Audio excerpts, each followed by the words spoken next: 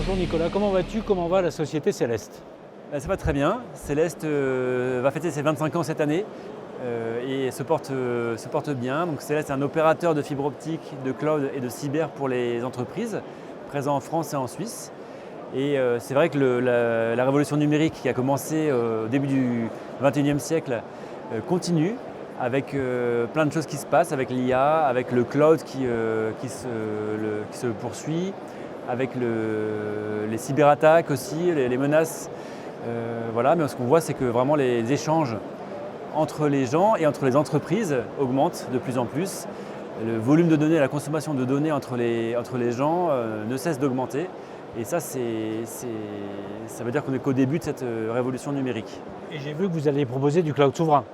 Oui, Céleste veut vraiment proposer une offre de cloud souverain de bout en bout. Aujourd'hui, on a une très forte demande liée à ça. Donc Céleste est un opérateur présent en France et en Suisse. Dans ces deux pays, les entreprises sont attachées à des solutions souveraines. C'est vrai que la souveraineté, ça veut dire plusieurs choses, mais avant tout, c'est la liberté, c'est-à-dire d'être chez soi et de pouvoir prendre ses propres décisions, que personne ne vous impose vos décisions, que ce soit un État ou que ce soit un fournisseur qui aura un monopole. Et donc le fait d'avoir une offre souveraine, c'est très important aujourd'hui pour les entreprises, pour nos clients. En 2025, l'année dernière, on a eu beaucoup de demandes liées à ça. Les entreprises veulent des données dans un environnement souverain. C'est très important. Vous appuyez sur Red Hat, OpenShift pour mettre ça en place? Oui, alors aujourd'hui c'est un grand jour puisqu'on annonce une nouvelle offre qui est une offre d'hébergement de cloud privé avec Red Hat OpenShift. Donc c'est une offre très élaborée qui est en production chez Céleste. On a plusieurs clients qui tournent sur cette offre-là. Et donc ça permet aux entreprises d'être hébergées avec toutes les fonctionnalités modernes et de faire une alternative à VMware qui est le leader du marché aujourd'hui. Et donc voilà, c'est très intéressant, on a beaucoup de demandes sur cette offre-là. Elle est hébergée dans nos data centers ISO 27001. Combien ça va être data center? On en a 6 en propre, donc 4 en France et 2 en Suisse. Et alors, vous continuez, bon ça c'est une nouvelle offre, cloud souverain, vous continuez cependant l'activité fibre historique. Voilà, la fibre optique, c'est le cœur de l'activité de Céleste. On a notre propre réseau. Donc Céleste a développé un réseau de fibres qui est dédié pour les entreprises. Donc c'est un réseau qui est différent de celui du réseau qu'on connaît, du réseau FTTH. C'est un réseau qu'on va déployer uniquement pour nos clients, pour les entreprises. Et ce réseau, il est présent dans 3000 communes et il fait 13 000 km de long. Et donc on va déployer un par un les câbles pour aller équiper nos clients. On équipe 20 000 entreprises. L'idée c'est de proposer un service de bout en bout. C'est ça, donc une entreprise va pouvoir avoir son environnement de bout en bout, sécurisé, avec le réseau de Céleste, les data centers sécurisés de Céleste et surtout nos équipes qui vont fournir des services managés, un accompagnement personnalisé pour avoir une garantie de service de bout en bout. Et ça c'est le bon time to market avec l'arrêt du cuivre, avec plein de communes qui sont décommissionnées. On en a encore vu récemment annoncé par Orange.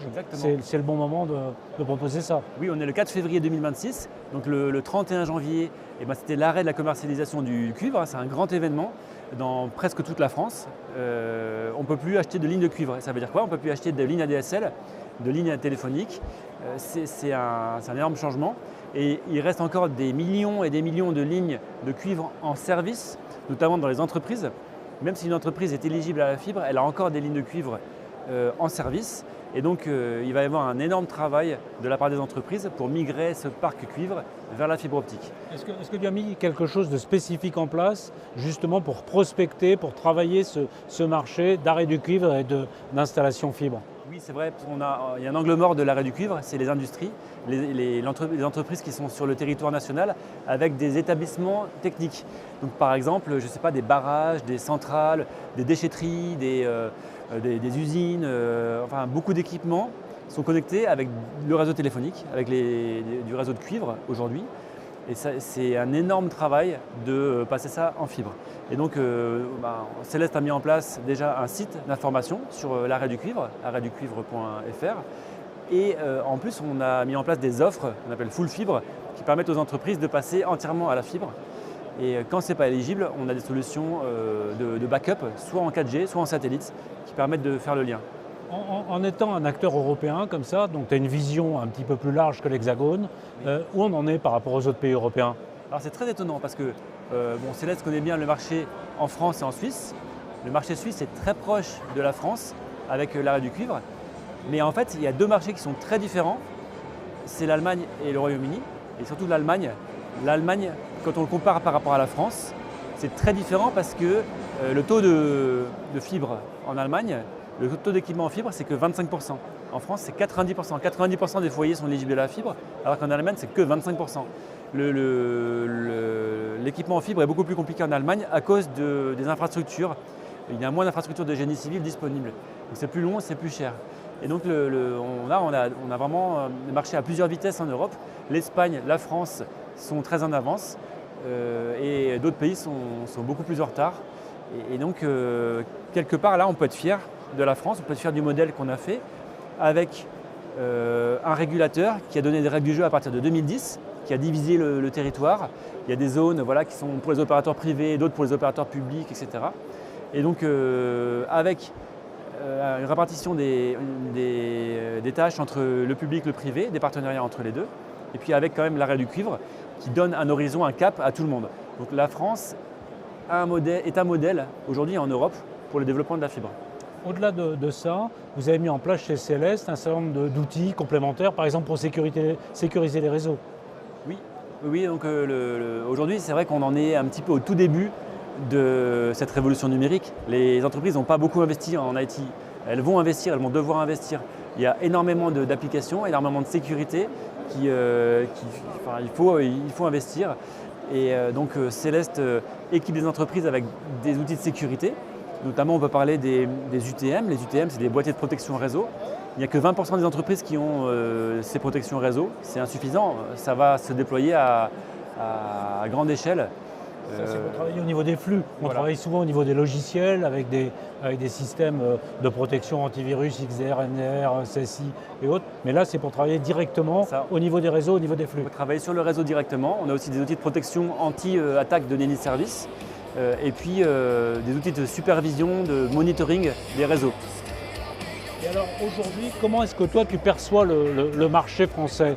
On dit que c'est un marché qui est en pleine évolution, en pleine mutation, des acteurs qui se consolident, des investissements toujours très lourds pour la fibre. Comment est-ce que tu le perçois, ce marché français aujourd'hui ? Là, on arrive quelque part à un tournant, puisque la grande époque de fibrer le territoire, ça va bientôt s'achever. Aujourd'hui, 90% des foyers sont éligibles à la fibre optique, 98% des entreprises sont éligibles à la fibre optique. On a fait cet effort-là de déploiement de la fibre. On a encore, comme on le disait, beaucoup de travail lié à l'arrêt du cuivre. On a encore 10 millions de lignes de cuivre en service dans les entreprises qu'il va falloir remplacer. Mais je dirais on arrive au tournant de l'équipement. Maintenant, la nouvelle tendance, le tournant du marché, c'est les services informatiques, le cloud, la cybersécurité, l'IA. C'est vraiment ça les nouvelles tendances du marché des télécoms. Et pour les prestataires informatiques, pour les partenaires, c'est très important parce que vos clients qui avaient de la téléphonie, vous avez fait migrer vos clients vers la téléphonie sur IP. Vous avez fait migrer les clients, déjà vous leur avez donné la DSL et après vous leur avez donné la fibre. Et maintenant, la nouvelle étape, ça va être de les faire passer dans le cloud. S'ils ont encore l'informatique dans leur entreprise, je pense que c'est dangereux. Ça devient en fait un risque. Ils peuvent se faire pirater. Donc c'est bien de passer chez des spécialistes, des prestataires de cloud. Donc ça c'est le nouveau besoin des clients, du channel, des clients des revendeurs. Associé à la souveraineté. C'est ça. Et donc c'est aussi se dire, il faut être souverain. Donc des solutions plutôt domestiques, plutôt européennes, françaises ou européennes. Et puis également faire attention aux fournisseurs qui deviennent des monopoles. Donc avoir des solutions de repli, des solutions de secours ou des solutions différentes. Comme nous avons Céleste avec notre nouvelle offre OpenShift qui permet d'héberger des gros systèmes de cloud pour les entreprises. Alors, IT Partners 2026, c'est la deuxième fois à la Défense Arena. Tu es les deux fois, qu'est-ce que tu en penses ? Quelle est ton impression ? Moi j'aime bien parce que c'est très ARS, très grand. C'était bien chez Disney aussi, mais c'était plus petit, plus confidentiel, il y avait beaucoup de bruit. Parce que c'est quand même IT Partners, c'est beaucoup de monde, hein. C'est toute l'industrie du channel, des distributeurs toute l'industrie des télécoms, de l'informatique qui se réunit. Donc c'est beaucoup de monde et d'avoir un grand espace comme cette arena, c'est génial. Et puis là, on dit voilà, il y a eu des médailles olympiques extraordinaires pour les Français. Donc voilà, c'est quand même un lieu emblématique. Avec de l'énergie. Voilà. Merci. Merci Paul, à bientôt. À bientôt. Au revoir.